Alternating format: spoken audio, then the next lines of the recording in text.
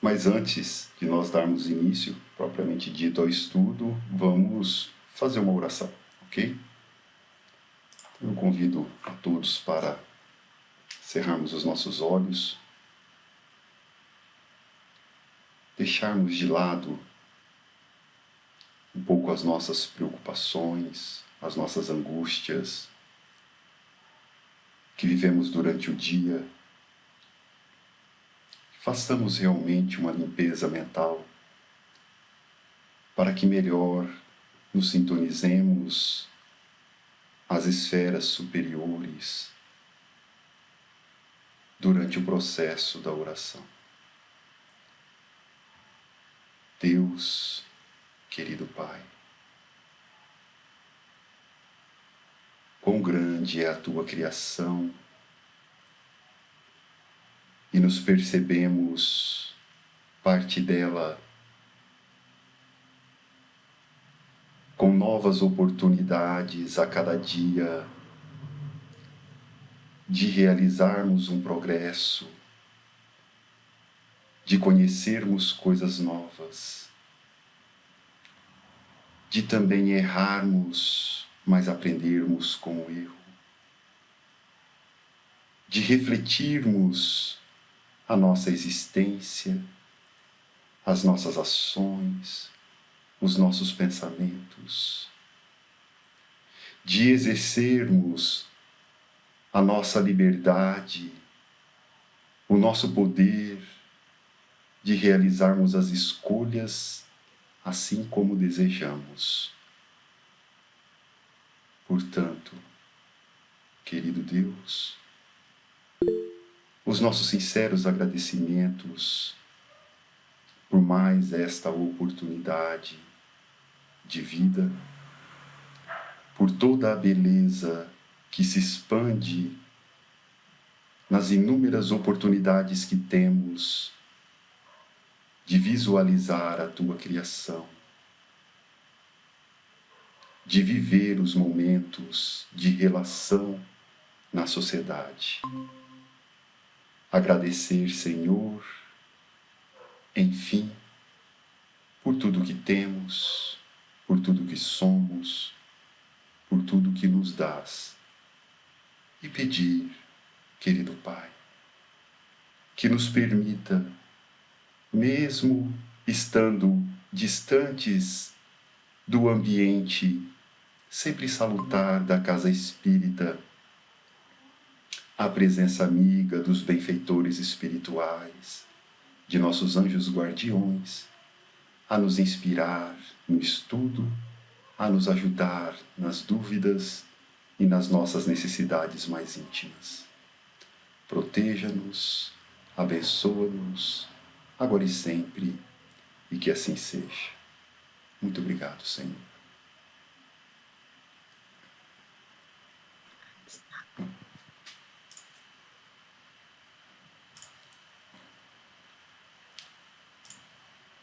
Ok, amigos, então hoje nós estaremos fazendo um estudo, dando sequência nas leis morais, mais uma lei, que é a lei do trabalho. Allan Kardec, quando resolveu se debruçar a escrever o capítulo que trata das leis morais, ele tentou sintetizar. É claro que as leis não são somente estas que nós estamos vendo e as que ainda veremos, mas tentou sintetizar de alguma forma, juntamente com os espíritos que trabalharam na codificação, as principais leis, tá? E dentre elas a lei do trabalho. Às vezes, para nós que já estamos habituados ao trabalho, a executar uma tarefa, parece que não faz muito sentido ter uma lei, né, que, de certa forma, nos impulsione a trabalhar. Porque a lei, ela existe para impulsionar. Quando nós infringimos, é claro que nós seremos responsabilizados por não estarmos atuando conforme a lei espera. Então, a lei do trabalho é mais uma delas, que vai nos trazer o entendimento de como devemos nos comportar diante da necessidade do trabalho. Então, nós Vamos fazer uso essa noite única e exclusivamente da obra O Livro dos Espíritos. Temos algumas questões, algumas reflexões para trazer. E seria importante, aqueles que quiserem abrir o webcam para que tenhamos uma melhor interação, fique à vontade. Seria importante que vocês também participassem com perguntas, com dúvidas, ou até mesmo com alguma colocação, alguma ideia que vocês carregam em torno dessa temática, que é fundamental para o nosso aprendizado, ok? Então vamos lá. Vamos iniciar as nossas apresentações, tela compartilhada. Allan Kardec vai iniciar lá falando a respeito da necessidade do trabalho, indagando aos imortais o seguinte: a necessidade do trabalho é lei da natureza? Vamos parar para refletir primeiro a questão. Ele pergunta se a necessidade do trabalho, porque nós temos necessidade de trabalhar. Todos nós temos a necessidade. Se nós não executarmos, ou se alguém não executar uma tarefa por mim, nós não teremos os recursos necessários para a nossa sobrevivência. Talvez nós não precisemos necessariamente trabalhar para ganhar o dinheiro, mas vamos ter que, no mínimo, trabalhar para ter o sustento que nós precisamos, plantar aquilo que nós queremos colher para nos alimentarmos. Então, nós temos a própria natureza, essa é a pergunta de Allan Kardec, gera essa necessidade? Acredito que a própria pergunta, né, ela já deixa clara a resposta dos espíritos. O trabalho é lei da natureza, por isso mesmo que constitui uma necessidade, e a civilização obriga o homem a trabalhar mais, porque ele aumenta a necessidade e os gozos. Então, olha como que os espíritos vão responder. Eles não responderam somente a indagação direta que Allan Kardec faz, mas vão trazer um adendo, algo mais para a nossa reflexão. Sim, o trabalho é uma lei da natureza. Só que eles já vão deixar claro que não é de forma geral todas as pessoas, mas de uma forma geral nós trabalhamos mais do que realmente precisamos trabalhar. Por conta de que as necessidades que nós temos de ter o prazer nos faz sempre estar buscando mais e mais e mais, e nós achamos que para satisfazer os nossos gozos nós temos que ter dinheiro. Então nós profissionalmente nós queremos sempre estar trabalhando mais e mais e mais para ter mais e ter mais, e às vezes não aproveitamos a vida. Não conseguimos pegar aquele recurso que nós detemos para fazer as coisas mais simples, que são as coisas que realmente nos trazem a verdadeira satisfação da vida. Então eles já vão dizer, tem muitas pessoas que se sentem extremamente pressionadas, cansadas, esgotadas de trabalhar, mas nunca pararam para fazer uma reflexão. O quanto eu realmente preciso trabalhar para manter o meu sustento, mas também para poder vivenciar outras questões fora esse trabalho, ao qual chamamos profissão. Tá? Então fica aí uma reflexão. A gente vai conversar mais, mas já vou trazendo aí levantando algumas questões para reflexão, até para poder fomentar dúvidas. Allan Kardec, continuando, ele vai indagar. Por trabalho só se deve entender as ocupações materiais? Não, o espírito trabalha, assim como o corpo. Toda ocupação útil é trabalho. Então não adianta, aqui o que os espíritos nos trazem como resposta, para alguns vai trazer até uma certa tristeza, né? Porque muitas pessoas imaginam que depois que nós desencarnarmos, estarmos em espírito lá no mundo espiritual, que nós vamos nos sentar em um campo florido e ficar lá deitado, curtindo eternamente. Não é assim que funciona, né? E eu fico até imaginando como que nós podemos imaginar que ficar eternamente contemplando isso pode ser algo bom. Se a gente parar na frente da televisão durante horas e horas e horas, dias e dias, a gente vai enjoar, a gente vai cansar, né? Essa coisa de ficar só contemplando. Então a gente deseja viver de inúmeras atividades diferentes, dentre elas o trabalho. Então os espíritos, quando nós desencarnarmos, nós também iremos trabalhar. Não é mais esse trabalho no campo material como o corpo realiza, mas existem muitos outros tipos de trabalhos que nós podemos realizar. Tanto que eles vão terminar com a frase falando assim: toda ocupação útil é trabalho. O que vocês entendem por ocupação útil? Quem quer participar, de repente deixando uma mensagem ali, seja no WhatsApp, no microfone, no chat, o que é ocupação útil para vocês? Ir na empresa trabalhar é uma ocupação útil? Sim, né? Porque nós estamos trabalhando para o nosso sustento. O trabalho que a dona de casa realiza em casa é uma ocupação útil? Tem utilidade? Sim, tem utilidade. É trabalho. Ler um livro é útil? Nós estamos evoluindo intelectualmente com a leitura do livro. Então isso é trabalho. Andar de bicicleta ou fazer uma atividade física para manutenção do corpo físico, para a saúde, é uma ocupação útil? Tem utilidade? Sim, isso é trabalho.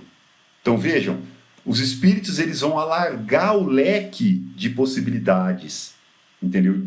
Que vai definir o que realmente é trabalho. Então nós não podemos confundir trabalho unicamente com aquela atividade profissional que nos traz sustento material, o dinheiro. Tá? Eles vão alargar. Então os espíritos eles vão realizar no mundo espiritual inúmeras outras atividades que não tem nada a ver com ganhar dinheiro. Nada. Inclusive, por exemplo, na nossa oração nós evocamos os anjos guardiões para nos ajudar.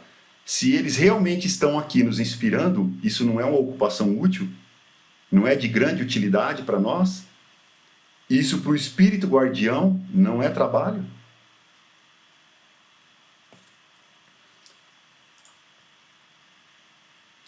Por que trabalho? Por que o trabalho se impõe ao homem? Por que se impõe o trabalho ao homem? Por ser uma consequência da sua natureza corpórea. É expiação e, ao mesmo tempo, meio de aperfeiçoamento da sua inteligência. Olha a resposta dos espíritos. O trabalho ele é um meio de aperfeiçoamento da inteligência. Eu vou começar a trazer algumas provocações só para vocês analisarem. Digamos que de repente vocês reencarnassem em uma situação onde tivesse dinheiro e que, por mais que você gastasse milhões diariamente, você iria viver 150 anos e ainda teria dinheiro de sobra para gastar. Você faria uma faculdade, você perderia tempo com outras coisas que vão te trazer conhecimento para trabalhar, para exercer uma profissão, sendo que você tem dinheiro para fazer tudo que você quer eternamente? Ou pelo menos durante a vida que você aqui está? Talvez algumas pessoas que estão no grupo já são estudiosos, né, e gostam de estudar, falam, não, eu investiria. Mas uma grande maior parte da sociedade não. Eu, por exemplo, se perguntasse para o meu filho, eu já sei qual que seria a resposta. Ele, Deus me livre de estudar. Para ele quer ganhar dinheiro, ele quer ter a vida o mais fácil possível e não precisar estudar nunca. Porque ainda não consegue fazer a cognição entre aquilo que ele está aprendendo, progresso intelectual, com as realizações que ele vai ter que fazer lá no futuro com base nisso que ele está aprendendo agora. Então Deus, de certa forma, ele tem que impor o trabalho ao homem. Então o que ele fez? Nos deu fome, que nos gera necessidade de correr atrás do sustento material, nos colocou inúmeras outras necessidades que faz com que a gente precise de recursos, saúde. Que, de certa forma, isso passa a ser também, quando nós temos determinados problemas de saúde, uma expiação ou uma provação que nos remete ao progresso, mas que também nos remete a trabalhar para poder ter aquilo que nós precisamos para poder fazer a manutenção disso. Então temos que trabalhar. Se nós não trabalharmos, algum sofrimento nós vamos ter. Tá? algum sofrimento, nós vamos cavucar. É mais ou menos assim, não vou trabalhar pelo meu sustento, também não vou plantar nada para comer, e também não vou colher nada porque eu não quero trabalhar, quero ficar parado. Vai morrer, vai ficar doente, vai sofrer. E todo o trabalho que nós realizamos, as tarefas que nós realizamos no cotidiano, inclusive na profissão, ela nos remete a um progresso intelectual. Ajuda a gente a aperfeiçoar a inteligência. Porque tem muitas coisas que nós realizamos que nós temos que buscar um conhecimento diferenciado para poder realizar aquela tarefa. Isso é progresso intelectual. Então nós vamos nos aperfeiçoando nas inúmeras experiências que nós temos ao longo da vida no trabalho. Isso faz sentido para todos vocês? Ou não faz sentido nenhum falar isso aí? Vocês entendem também da mesma forma de que há progresso intelectual a partir do trabalho que nós realizamos? Das tarefas que nós realizamos? Eu acho que tudo que nós fazemos, se nós pensarmos nesse seu ponto de vista, é trabalho. Educar um filho é trabalho, a dedicação ao lar é trabalho, né? Como você exemplificou, até uma atividade física é trabalho, porque a gente sai do nosso comodismo, né? Nós demandamos um esforço para estar ali e saímos da nossa zona de conforto. E, e é como você falou, a mente, ela é um ganho intelectual muito grande mesmo, né? A gente sai da nossa mesmice, da nossa acomodação, né? Porque a gente sempre, eu vou falar assim, a gente sempre acha que é mais fácil não fazer. Ah, eu tenho uma palestra para ir, mas acho que eu não vou.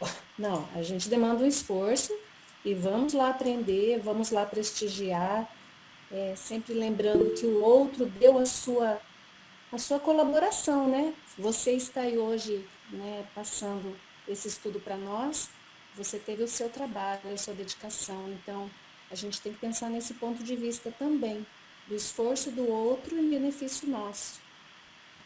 Não sei se me fiz entender. É exatamente isso daí, Márcia. Toda ocupação útil é trabalho. Educar um filho é trabalho, né? A gente não pode querer caracterizar como trabalho somente aquela profissão. Houve um tempo em que o homem ele caracterizava que trabalho era somente profissão. E muitos hoje ainda caracterizam, ao ponto de falar que o que a mulher faz em casa às vezes não é trabalho, é como se ela não trabalhasse, né? O homem às vezes chega em casa e fala assim, mas você não fez nada o dia inteiro, né? Aquele velho preconceito a respeito da própria mulher. Então, assim, tudo isso é trabalho e tudo isso tem um valor enorme. Inclusive o exercício físico, como o exemplo que eu citei e você levantou novamente, ele traz progresso intelectual. Imagina uma caminhada que nós fazemos. Aí você vai falar assim, André, onde há progresso intelectual nisso? As observações que nós podemos fazer em relação àquilo que nós visualizamos. O progresso intelectual, por uma simples observação, nós realizamos ele. Um pássaro, em seu movimento diário, ao qual eu observo e tento captar ou entender o movimento, isso nos faz progredir intelectualmente. Uma pessoa que às vezes fosse amarrada a um poste, né, que a gente fala assim, não, amarrou num poste, vai ficar lá amarrada eternamente, e ele não vai progredir. Vai progredir, nem que seja, no mínimo, observar qual que é o horário em que o sol nasce, o horário em que o sol se põe, em cada uma das estações. Isso é progresso. Observar as coisas atrai progresso. Nós é que temos que saber extrair o progresso das diversas oportunidades que nós temos. Mas não, muitas vezes a gente caminha e faz o quê? A gente abaixa a cabeça e não olha para nada. Né? Às vezes, muitas vezes, caminhando contrariado. Nós temos que aprender a olhar para as coisas, a observar as coisas de forma diferente. Uma flor que está desabrochando, uma flor bonita que está ali, que Deus, de alguma forma, criou para nós. Produziu para que a gente olhasse, para que a gente contemplasse, porque tem beleza. Tudo isso é trabalho. Tudo isso faz com que a gente realize um progresso intelectual, ok? Inclusive observar as pessoas.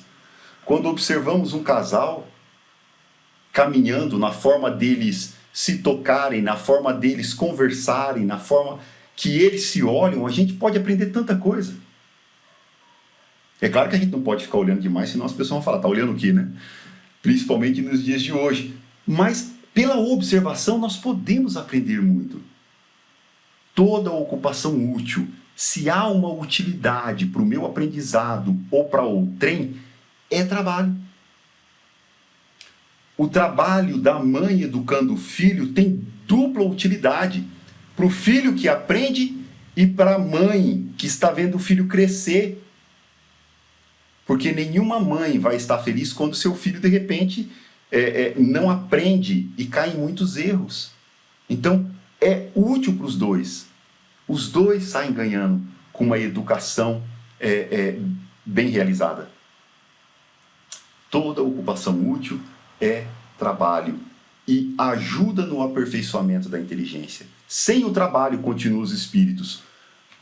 Desculpa, a Fernanda fez uma consideração. Trabalho edifica o ser, ele nos faz crescer. Exatamente isso, Fernanda.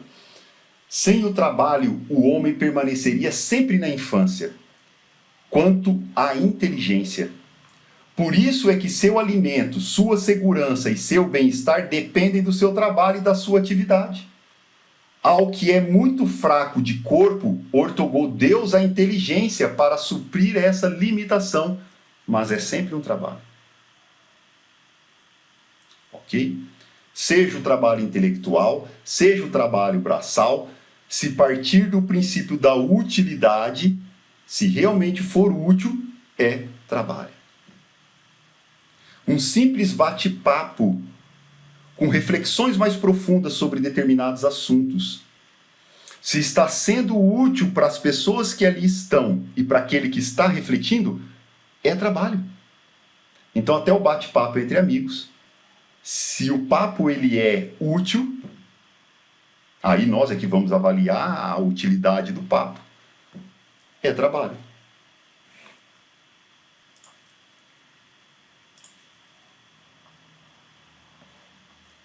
Por que prover a natureza por si mesma a todas as necessidades dos animais? Olha lá. Para nós, nos dá, em um primeiro momento, a sensação de que a natureza não provê todas as nossas necessidades, mas para os animais, sim. Então, Allan Kardec vai fazer essa indagação. Por que prover a natureza por si mesma a todas as necessidades dos animais?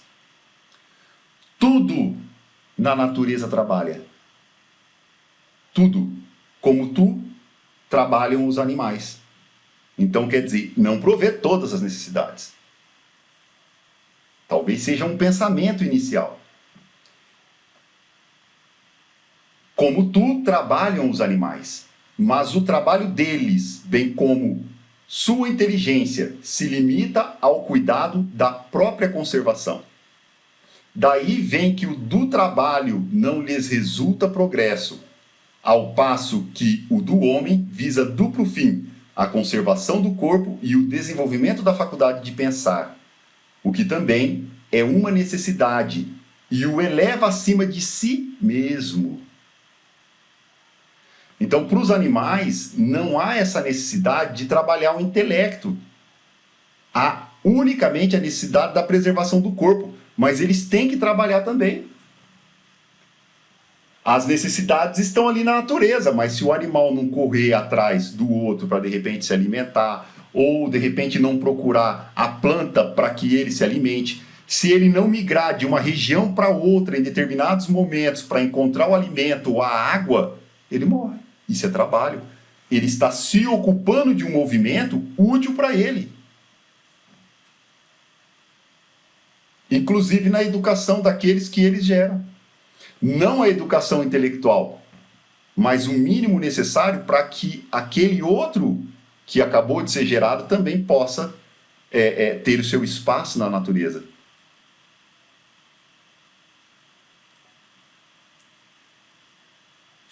Já para o homem tem essa necessidade do desenvolvimento também da faculdade do pensar, que é a própria inteligência, como nós já falamos.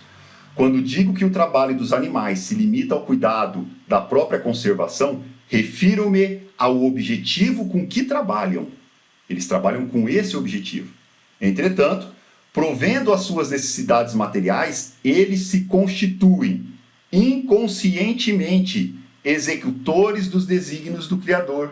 E assim, o trabalho que executam também concorre para a realização do objetivo final da natureza, se bem quase nunca lhe descubrais o resultado imediato. Então Deus também se aproveita de algo que eles realizam para a própria manutenção da natureza. Se determinados animais não fizessem uso de outros animais para sua alimentação, nós poderíamos ter um desequilíbrio na flora e na própria natureza.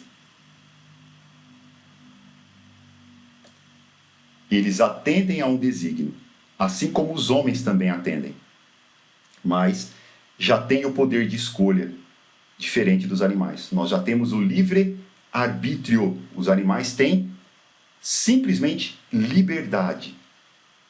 Eles fazem, executam, mas não têm a consciência para saber qual é a melhor escolha, qual que não é a melhor escolha, porque não há necessidade do progresso intelectual, da própria razão, que só existe no homem.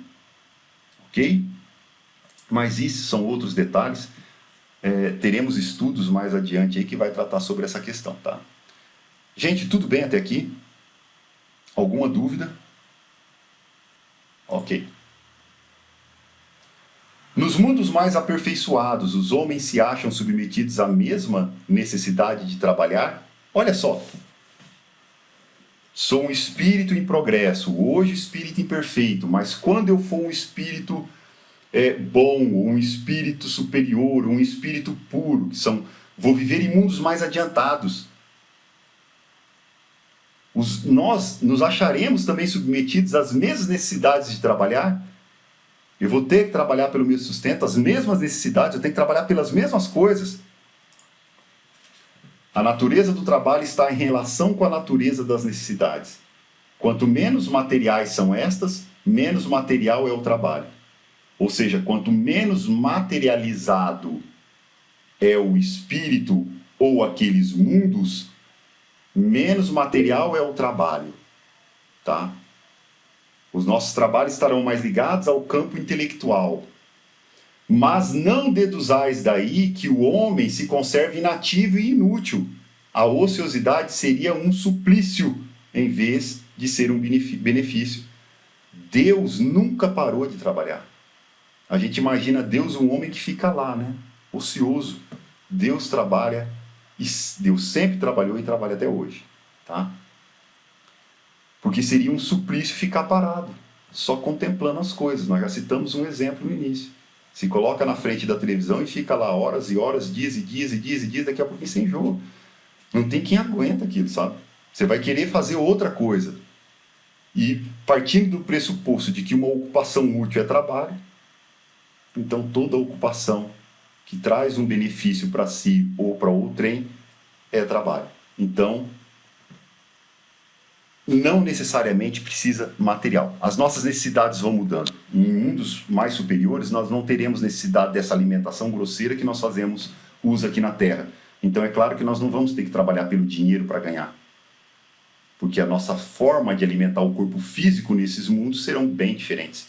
Porque são corpos mais sutis, tá? De uma matéria menos densa, que não necessita desse alimento denso que nós necessitamos aqui na Terra. Aí, a classificação desses mundos varia ao infinito. Tá? Cada degrau que nós vamos subindo, menores as nossas necessidades materiais. Naturalmente, mais felizes nós seremos. Porque quanto mais materializado, tudo muito mais complexo e mais difícil. Está aí o planeta Terra para provar isso. Né? Quantas dificuldades nós vivemos por conta dessa matéria pesada, ao qual nós nos apegamos tanto e amamos tanto, a ponto de às vezes não querer nem largar dela, né?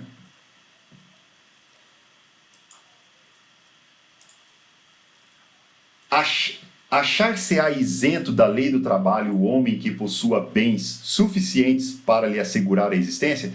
Nós fizemos essa provocação lá no início, vocês lembram? Imaginem só, se vocês tivessem, né, dinheiro para viver a vida inteira, pode gastar milhões por dia, né, e mesmo assim poderia morrer com 150 anos e ainda teria dinheiro sobrando ainda. Só por isso nós nos achamos isentos da lei do trabalho? Do trabalho material, responde os espíritos. Talvez. Não, porém, da obrigação de tornar-se útil. Talvez eu não tenha que ir lá na empresa e exercer uma profissão para poder ganhar dinheiro, porque eu já tenho. Mas não quer dizer que eu tenha que ser um inútil aqui em cima da terra. Então, como toda ocupação útil é trabalho, então eu não me livro da lei do trabalho de qualquer forma. Então eu posso realizar outras ações que vai trazer um benefício, que serão úteis para mim e para outras pessoas. Por exemplo, estudar, ler, de repente colaborar com outras pessoas, com determinadas regiões do país onde as pessoas sofrem mais, precisam de um apoio, levar de repente o conhecimento que eu tenho para outras pessoas. Isso é uma ocupação útil. Conforme aos meios de que disponha, nem de aperfeiçoar a sua inteligência ou a dos outros, o que também é trabalho. Aquele a quem Deus facultou a posse de bens suficientes, a lhe garantirem a existência, não está, é certo, constrangido a alimentar-se com o suor do seu rosto.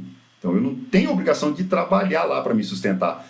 Mas tanto maior lhe é a obrigação de ser útil, porque se eu tenho posses de sobra, então significa que eu tenho muito mais tempos de fazer o bem que as pessoas que têm que trabalhar, que têm que exercer uma profissão. Isso não é verdade? Mas normalmente quando nós temos muito dinheiro, a gente sai fazendo bem? Tem pessoas que sim, tem pessoas que não. Ok? Mas tanto maior é a obrigação de ser útil aos seus semelhantes, quanto mais ocasiões de praticar o bem lhe proporciona o adiantamento que lhe foi feito. Então, quanto mais nós praticamos o bem, que é uma ocupação útil, é trabalho, mais nós vamos progredindo moralmente. E assim, nos aproximamos mais da tão sonhada felicidade. Alguém escreveu algo lá. O nosso trabalho também será observado pelas pessoas à nossa volta. Além do bem que advém do trabalho, também serve como exemplo edificante. Maravilha, Sueli. Veja só o que a Sueli coloca. Até mesmo o nosso trabalho profissional. Nós estamos realizando um determinado trabalho. Quando nós temos uma conduta boa e nós estamos sendo observados, aquela ocupação ajuda na educação daquele que está observando.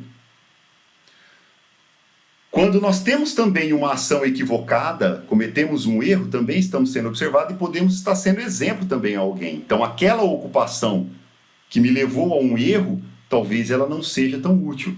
Então, é o que nós devemos avaliar.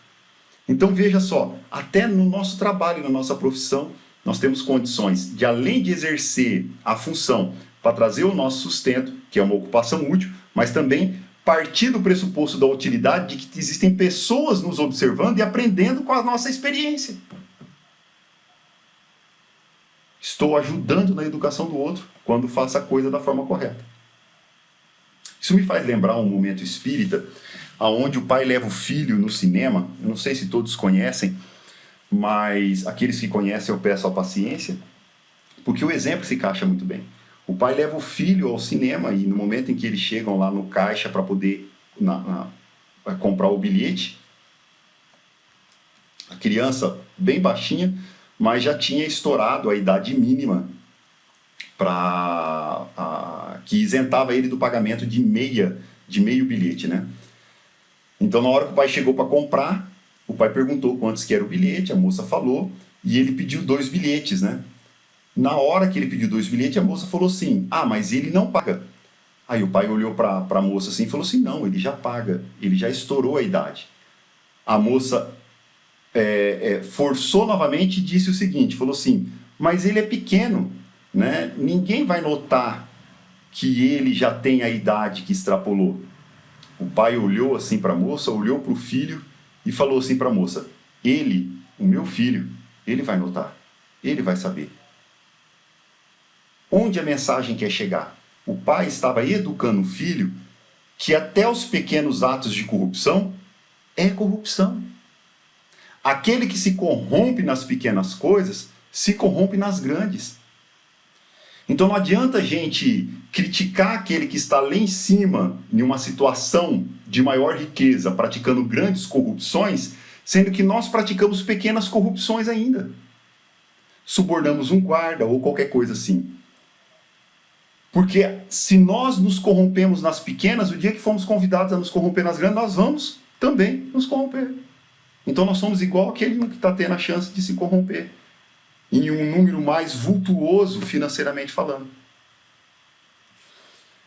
Então, o exemplo, ele é tudo no campo da educação. Quanto mais nós formos exemplo daquilo que nós ensinamos, verbalizamos, mais nós vamos arrastar as pessoas na mesma direção, com muito maior facilidade.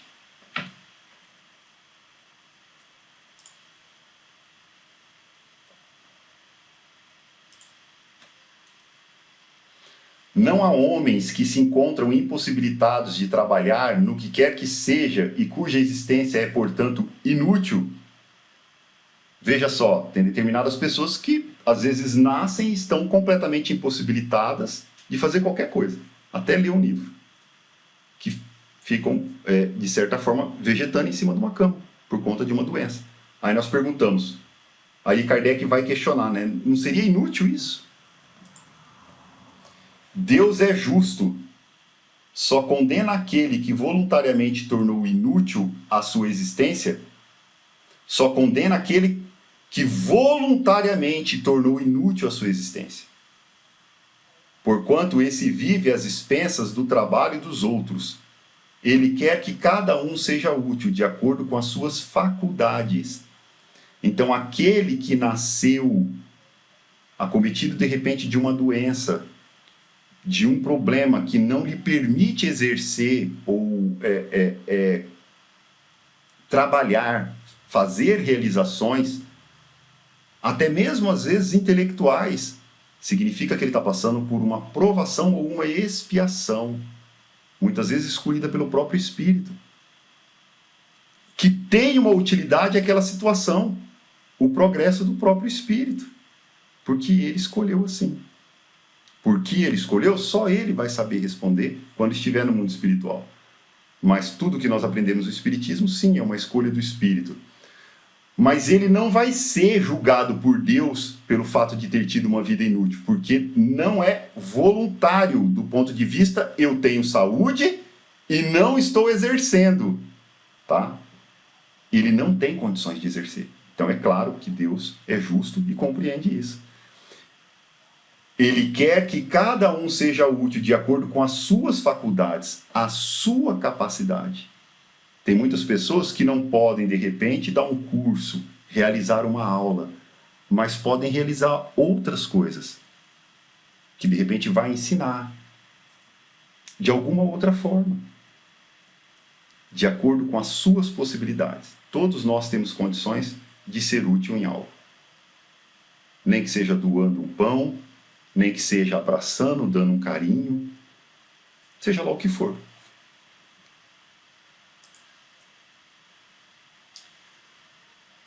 A lei da natureza impõe aos filhos a obrigação de descansarem, de trabalharem, para os seus pais. Então a lei da natureza impõe aos filhos a obrigação de trabalharem para os seus pais. O que vocês acham? Antes de eu dar a resposta, vamos lá, escreve alguma coisinha no chat lá para mim. Vocês acham que a lei da natureza impõe aos filhos a obrigação de trabalharem para os seus pais? Sim ou não? Todos somos filhos de alguém e muitos já somos pais também. O que vocês acham? Ninguém vai arriscar? Então vamos lá. Bom, Opa. vamos arriscar, vamos lá, então. Sueli. Então, Vandrei, eu acho que o primeiro mandamento quando fala do pai e da mãe, né? Eu acho que esse é o ponto principal. E honrar pai e mãe, né? Um dos mandamentos, né? Isso. Eu acho que começa por aí. E o outro, que eu penso que é a gratidão, né, pela vida que ele nos deu e o que nós somos hoje, na verdade, nós devemos a eles, né? E outra coisa também que eu me lembrei quando você falava do trabalho, que assim, todo o bem que a gente faz assim, para a nossa família, a gente está evitando que a sociedade, tipo assim, se você cuidar dos seus pais, evitando que ele vá para um asilo, vamos supor, você está evitando que a sociedade, né, se sobrecarregue com outras coisas que eles já têm para fazer. Então, assim, todo o bem que a gente faz, às vezes a gente fala que é uma coisa simples, né? Não, mas isso é obrigação, cuidar do pai e da mãe. Mas a gente vê tanta gente no asilo, não é? Então, assim, pequenas coisas que a gente consegue fazer para eles é de grande valia. Deixa de sobrecarregar a sociedade, né?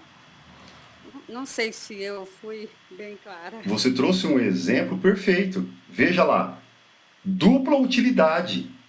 O bem que eu faço para os meus pais e o bem que eu faço para a sociedade. Porque quando eu os mantenho no lar, trabalhando e ajudando, eu não sobrecarrego. Então, de certa forma, reflete na própria sociedade. Porque se eu não faço isso pelos meus pais, você deixou bem claro, eu estou sobrecarregando alguém. Para imaginar, por exemplo, numa família que tem, digamos assim, os pais têm 3 filhos. Se 2 filhos acham que não tem que trabalhar pelos pais, digamos que nós tiramos 2 lá, e só um acha que tem que trabalhar, esse um vai se sobrecarregar. Se os 3 compreenderem essa necessidade e os 3 trabalharem, significa que vai pesar para todos, mas será um peso menor, porque nós dividimos a carga. Isso é fato. Então, seu exemplo foi magnífico. E olha lá o que respondem os espíritos. Eles vão colocar lá assim, ó, certamente, do mesmo modo que os pais têm que trabalhar para os seus filhos.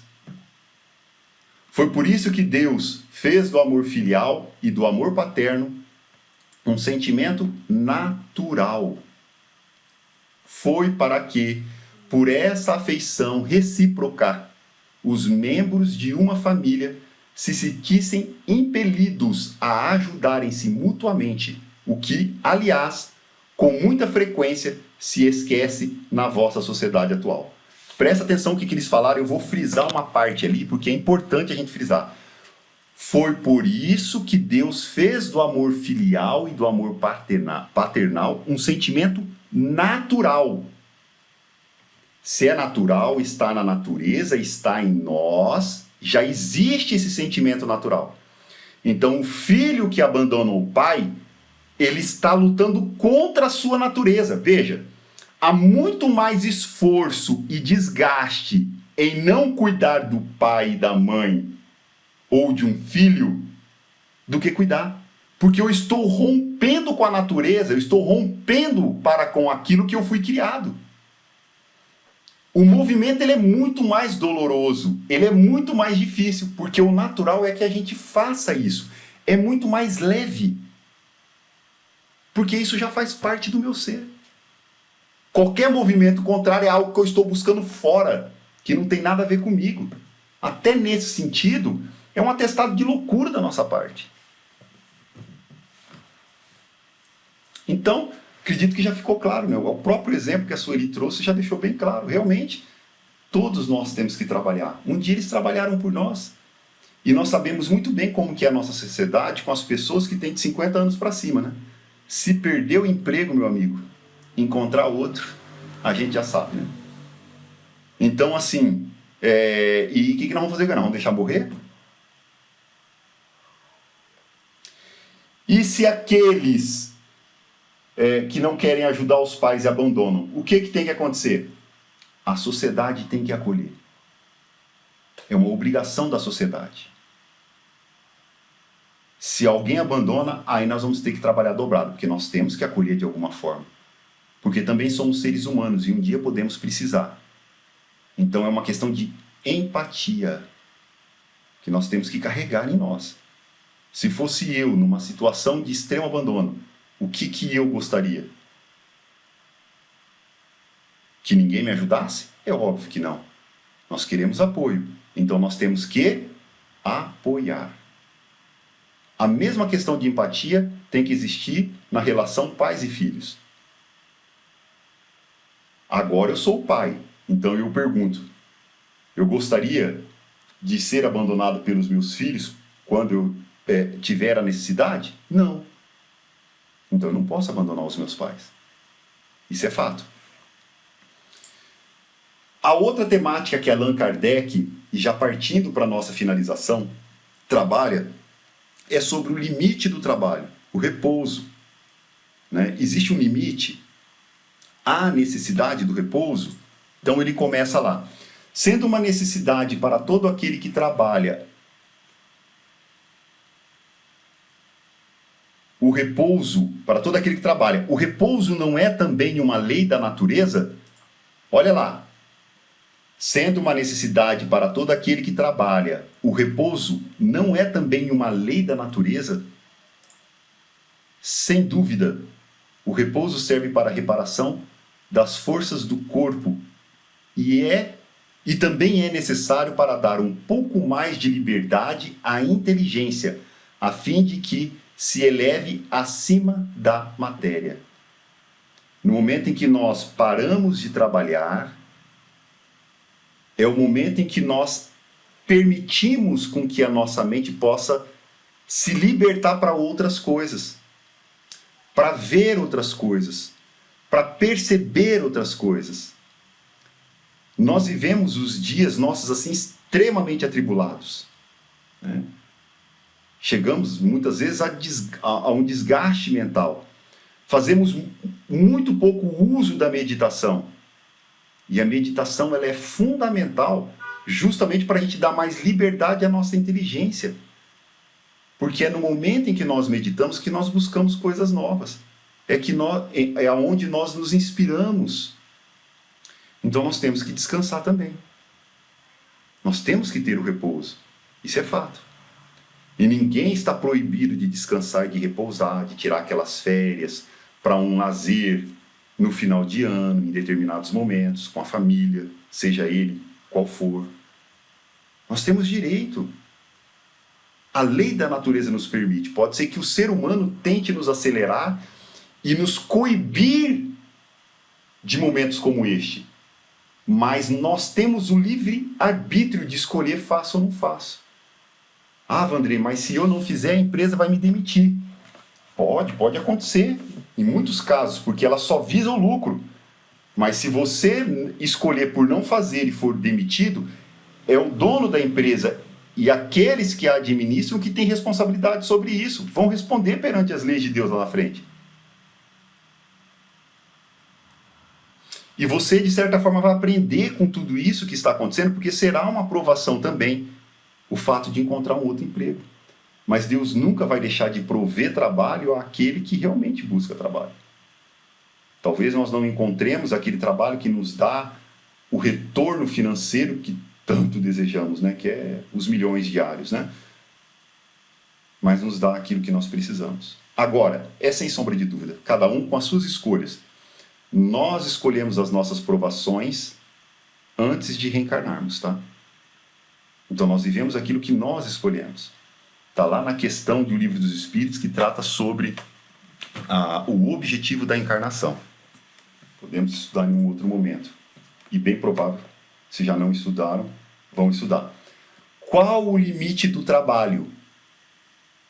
Que tanto que eu tenho que trabalhar? Qual é o limite? Olha a resposta que maravilhosa. Os das forças. Quanto ao resto, Deus deixa livre o homem. É o limite das nossas forças. Deus não pede para que eu trabalhe até desencarnar, até o último dia. É de acordo com as minhas forças. Eu só não posso me escorar e fingir que não estou tendo força. Porque Deus, ele não julga pela ação em si, mas pela intenção da ação. Então ele vai analisar lá no meu interior que eu tenho força, é óbvio. E que a minha intenção não é deixar de trabalhar por não ter força, mas porque sou preguiçoso e não quero. Tá?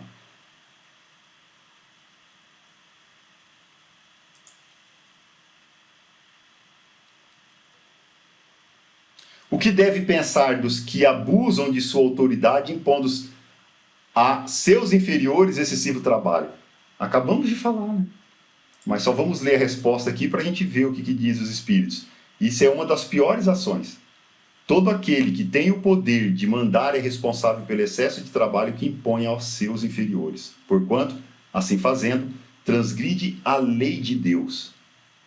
Se não há um comum acordo entre aquele que precisa do colaborador e o colaborador, e é unicamente uma imposição, é claro que este que tem a autoridade vai responder. Está transgredindo uma lei.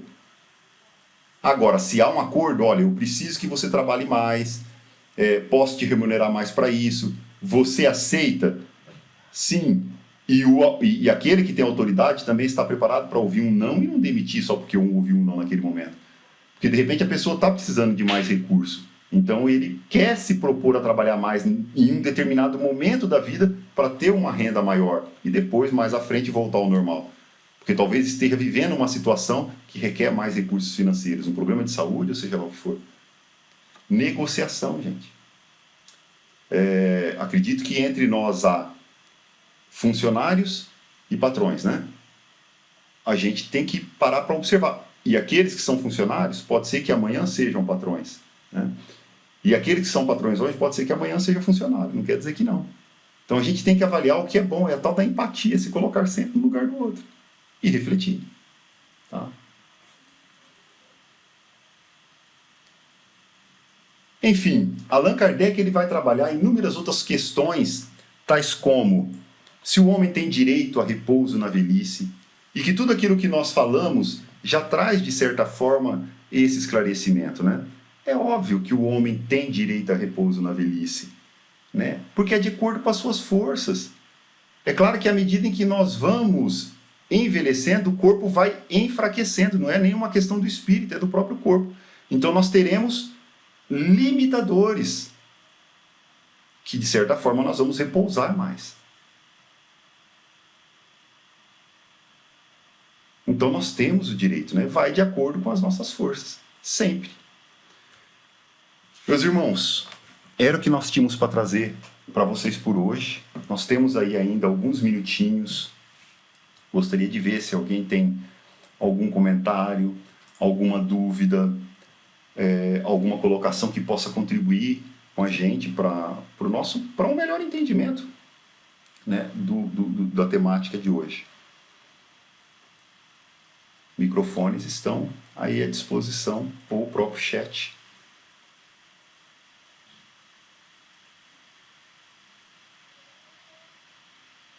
Nada? Então, ok, espero que a temática tenha sido útil para todos, para as nossas reflexões. Espero muito que os nossos anjos guardiões nos auxiliem no dia de amanhã e os que se seguirão, no sentido de colocarmos em prática o que nós aprendemos. Pois a informação não praticada é mera informação. Há progresso intelectual, mas não progresso moral. Então, que a gente possa estar atentos, né, no nosso dia a dia, nas possibilidades de relações que existem entre os seres humanos no ambiente de trabalho, no ambiente familiar, na sociedade em geral, para colocar em prática o que nós estamos aprendendo. Tantas coisas nós aprendemos hoje que nós temos que colocar em prática nessas relações. Então que os nossos anjos guardiões nos ajudem a manter essa atenção, que nos falta muito, né? Vigiar o momento, para sabermos quando colocar em prática, que nós possamos nos recordar do que aprendemos. Então, rogo a Jesus para que nos abençoe, para que ilumine a todos, e que todos vocês, que todos nós possamos ter uma semana assim, de muita alegria, de muita tranquilidade e de saúde. porque é o que nós estamos querendo prezar mais nos dias de hoje. Tá? Então, muita paz a todos e até a próxima terça-feira. Muito obrigado pela participação.